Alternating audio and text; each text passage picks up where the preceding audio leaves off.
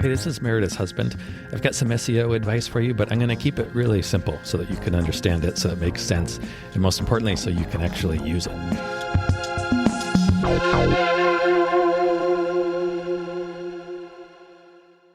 I thought we would do a little demo today. Ooh, okay. Kind of demonstrate something. Yes, that's what demos do. Yeah, clever. So what I wanted to do is going to take something that that you do every day, maybe not every day, but something that you do as part of your work, and we're going to convert that into a resource blog. Oh, okay. So do you know the guy, have you ever heard of Gary Vaynerchuk? He's a very prolific social media marketing guy, has a huge social media marketing company. One of the things that he says very often is document, don't create when you're talking about content for social media, but that also applies to your blog. Right. And what that means is don't try to create something new every time you want to create a piece of content, whether it's on social media or a blog post. Doing that is going to be very time consuming. Right. And difficult and stressful. Exhausting. I have to come up with something new. I mean, that's very overwhelming. Yeah. So it's much easier to take what you are doing already and somehow document that, and then there's your content. That makes sense. Now, for me, it does. For me, that it was still tricky. How do I document what I'm? It took me a long time to figure out, to kind of wrap my head around that, and get to a place where I understood what that meant and how to do it for myself, for my own business. I have a feeling a lot of other people may feel the same way. If I said to you, instead of let's say you need to create a blog post, instead of creating something new, I want you to document what you're doing. Oh, yeah. Like that's not entirely clear, is it? To me it is. Like, what would you do? If you said document, I would, currently I'm looking, I just started using a new framer. And so I would document that and take photos of it and share that on my blog. Now, would that be a resource for people? No. Yeah. So what we want to do is we want to, it also has to be valuable. People have to either enjoy it just for the sake of entertainment, or it has to be valuable for them for some reason. Right. So I thought we would just take your recent shoot. You just had a shoot. I don't know, was it last weekend in Prospect Park, right? Yeah.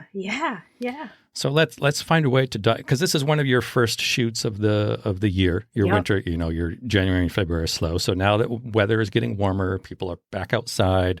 Yeah, and I don't do weddings. Weddings everyone's doing. Right. Yes. Yeah, this was a unique shoot for me.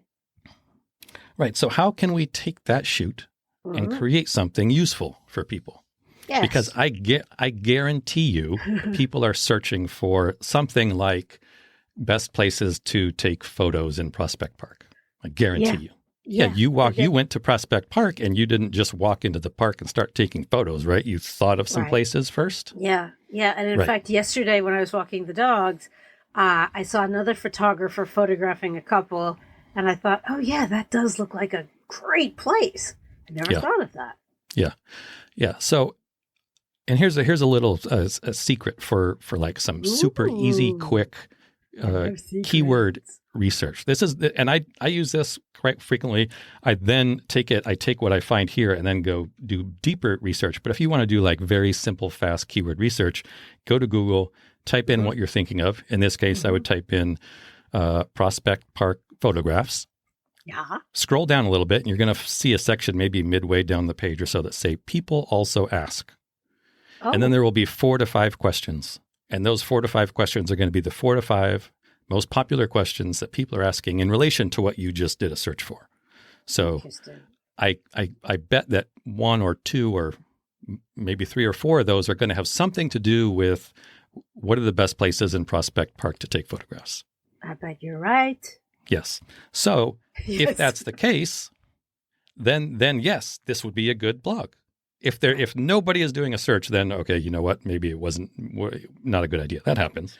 But in this case, okay, so that is a valid blog that people are actually looking. It would be a resource. It would be valuable to people. Yeah. So what do we need to make that happen? To me, this sounds like it would probably be a list.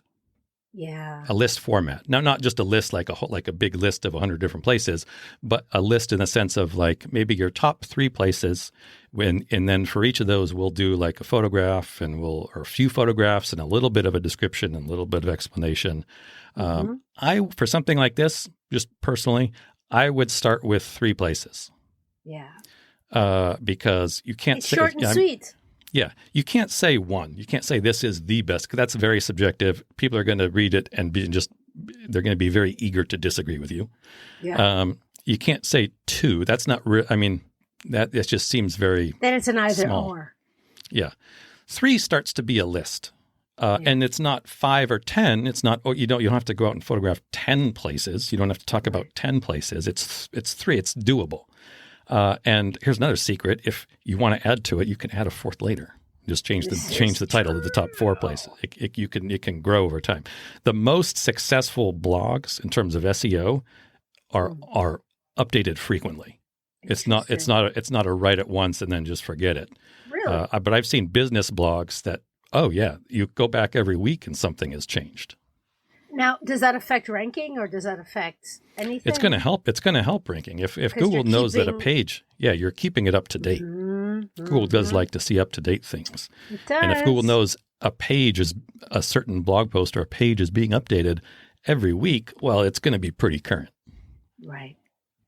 The only thing, if you do that, and you change, you start it off and it's the top 3 places and you change it to 4, don't name the blog. Don't use the URL. The URL slug, in WordPress, where you can choose what don't put top 3 in the URL slug. Top 3 is the name of the blog, but the slug for the URL would just be like, best places, best photograph spots, Prospect Park. Right. Don't put a number. Okay. Yeah. So next, what else do we need? So we know that this is going to be kind of a list format. What else do we need? I can't imagine you would do this without having a map of Prospect Park. Yeah. Right? Yeah, that's true. Yeah. So I would say go to the Prospect Park website, grab whatever map they have there or map, include that. You're going to want to have some other details too, because remember, this is a resource for people. This should be informative and useful. So things like, where are the closest train stations? What train stations are around Prospect Park? What are the hours of Prospect Park? I know they're essentially no hours because it's open till like midnight, right? I think it's open till like 3 or something. Oh, yeah. Put that on there. You know what? It's not going to hurt. People know, can go in there. And obviously people are not going to be going at midnight to photograph, I wouldn't think. But whatever. Well, there are some night owls. Sure. I guess it depends on what you want to photograph too. Yeah. I would definitely link to there's got to be some sort of official Prospect Park Alliance. Yeah, the website or a page on a website, probably. It's probably part of a bigger NYC Parks website. Oh, true. Link to that. Google's going to want us if you're writing about something and there is an official website, link to it. Yeah. I would say the only thing you need to be careful of when you're linking out to other sites other than your own, don't link to websites that are not well known, kind of shady, like link to quality authority websites. Yeah. Okay. Google is going to recognize that and be like, okay, this is legit stuff. Yeah. This is trustworthy. Quit. Exactly. It has authority and relevancy. So now we know we're going to do a list. We know kind of what we're going to include, some of the details, the map. Yeah. What else are we going to need? I would imagine you're going to want some sort of intro. Yeah. Just kind of basic stuff. Just keep it very casual and simple. Don't try to create perfect prose here. Remember that you're talking to, somebody who just wants some tips from a photographer. It's a very casual conversation. Yeah. You might want to mention, I would imagine, things like, hey, it makes a difference the time of the year, yes. or time of the day. And the type of weather. And weather. Yeah. Is it cloudy? Some simple tips like this. Don't go during the middle of the day. You want to aim towards more early day or late day. Basic tips here. Remember, most likely the people reading this are going to be very beginning photographers. They're not. You don't have to create a master class in how to use light and some everything. will probably use their iPhones. Yeah. Oh, I would imagine a lot. In fact, I would be willing to bet that a lot of people doing this search are probably looking for something that a selfie they can put on social media or something like that. They're not creating a photography book, right, or a portfolio, or maybe they are. Who knows? But this is the type of advice that you would give out if you saw, like, let's say you went to the park with a friend, or we're walking our dogs with a friend, and they start taking photos and go, oh, you want to make sure you do this. Like, don't photograph straight into the light like that. You want to, if they're, don't backlight your subject, basic stuff, but stuff that's going to be, that is going to help people create a better photograph. That's what you want to do. Right. If you can help somebody create better photographs, when that person is ready to hire a photographer, if and when that happens, they're going to hire you. Trust me. Right. They're not, don't be scared of sharing your secrets. Don't think this is a very common misconception among myself, businesses, entrepreneurs, everybody. I don't want to share my secrets because then people won't hire me. Right. That we don't live in that world anymore. I know. You gotta share your secrets. And if, the person who is going to go out and take some photographs on their own, this is not going to be the case. You're looking to hire a photographer, and they see your blog and they go, oh, wait, I can do this on my own. I'm going to do that instead. That's not going to happen. Right. So don't worry about that situation. Or they do it instead and they're like, it doesn't quite look the same. They might say, hopefully they will say, they'll realize, oh, that was a good tip. These are good photographs. Meredith knows what she's talking about. Oh, I see. And you might even, when you go and take photographs of these three places, maybe say do this, and give some advice, and then take a photo of how not to do it. Like, this is what it looks like if you don't do XYZ. This is what it looks like if you do XYZ. Right. Put a crappy photograph next to a good photograph. Right. One thing I will say about blog posts providing the answer to what you're looking for. Mm-hmm. So we're going to the Galapagos soon. Galapagos Islands. And I'm looking at wetsuits, and I typed in best wetsuits to go to Galapagos in May. Mm-hmm. And there's, it says, and pretty much that just directs me to the number one search, and it talks all about snorkeling and wetsuits, and it doesn't give any advice. It doesn't tell you any links to any sites. Right. And I become furious. What that is that's just somebody, that's an affiliate site. That's people creating content, and they know that you're searching for, something very specific like that, and they list 5 items with links to where you can buy those 5 items, and then they get a commission. Yeah, but they didn't list anything. They didn't list links? They didn't have a link? There were no links. No links. There were no links? Nope. Okay. I'd be curious to see that site. Okay, I'll send it to you. But yeah, normally, and this is very much the trend right now in Google. If you do almost any search, you're going to find the top 10 this, the top 10 that, the best way to do this, the best way to do that. And you'll go there and it'll be links to what Amazon or some retailer where they're going to get a commission. It's just a list, And who the people creating those lists are usually not pros. They're like junior writers. Oversee, like it's somebody saying to a blogger. Somebody saying to a blogger, we need an article about this because there's search and then link to these. It's not like a professional snorkeling instructor saying, or it might be. Some of them will be. Those are the articles. Yeah, that's what we want to do. That's what we want to do here. You are a professional photographer. You're giving some professional photography tips to people. Makes sense. I ended up having to call a store. Oh my God! With a phone? No, can you believe it? I used speak a real with somebody. Phone. Yeah, Ew, I had a conversation with another human. Oh my gosh! Did you shower afterwards? That's weird. I liked it. Anyway, so we have our blog. We have the format. We have the intro. Yeah. We know kind of what we're going to do. I would say start with 3. For each of those 3 places, probably take a few photos. Yeah. Maybe different. We go to Prospect Park all the time. Yeah. So it's not so we can easily do this. You could take photos with your phone and in the blog say, I took these with my iPhone, so this is what you're aiming for. Don't take photos with a $8,000 camera and tell somebody who's going out with an iPhone 6, just make your photos look like that. Say, hey, I took these with my iPhone. Yeah. This is what you do, and this is how I did it. Yeah.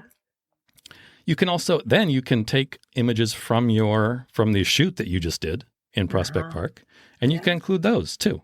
Yeah. This blog would take the place of what a lot of photographers do when they blog, is they just put up their most recent shoot and they just put a bunch of photos. Right. That we're kind of doing the same thing. We're giving you the ability to show off your most recent work. Here's what I just did, along with something that makes it a lot more valuable for people. Yes. And then in each of those places, just give some tips, some description. You need some words on the page. Say, here's the area. This is why I like it. This is what I like to do. Remember, you do this because you like this. This is what you like to do. Right. Share why you like it. This is your passion.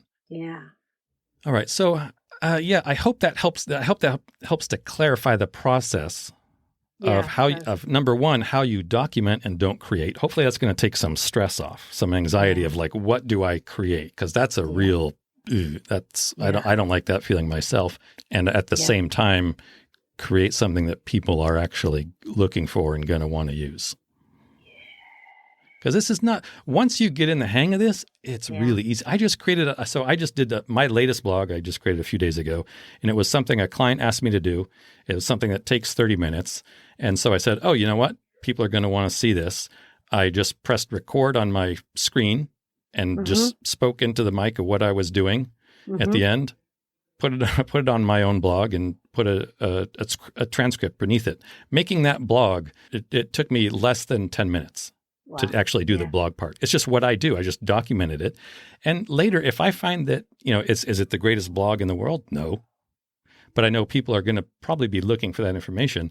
Down the road, if I see in my Google Analytics that, hey, a lot of people are visiting that, I can just redo it. I can make it better. Right. It's not set in stone. Yeah. You can change it. You can fix it. You can remove it. You can do whatever you want with it. That's the magic of blogs, ladies and gentlemen. I hope that helps. Bye. We'll see you next time. Bye. Hey, thank you so much for listening. We really hope that you find this helpful and useful. And if you do, what you could do for us as a thanks would be to, drumroll please, leave a review. Yes, everybody says it, I know, but it really does make a difference. Take 3 seconds, leave as many stars, say something really nice about what you like about the podcast and maybe why other people would like it. It would mean the world to us, especially my husband. That better? All right, I'm going to try one where I'm not going to be charming.